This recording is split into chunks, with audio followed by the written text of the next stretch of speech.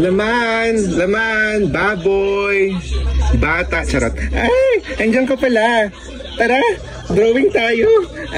Drawing tayo! Ito yung mga materials ko. Charot! Hi! My name is Justin Sodiq and I am an artist, and Merry Christmas everyone!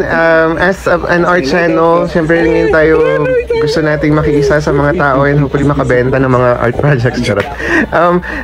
Ang drawing na to ay isang drawing ng isang babaeng nakadilaw at parang may mga bagay na naka-center around her. This is because this is my character called The Motherland, kung saan siya ang pinaka-sentro at pinaka-gravidad ng kabuuan ng storya ng ginagawa ko. Ang tawag Liberingan.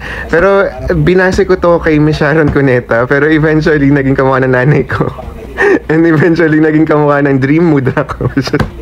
Si Vice Ganda.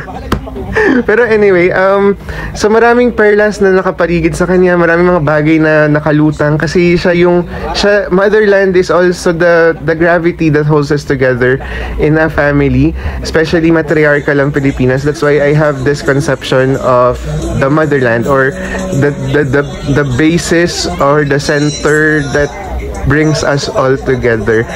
And this Christmas, pinaka-obvious yun. And not kayo naman call me mother and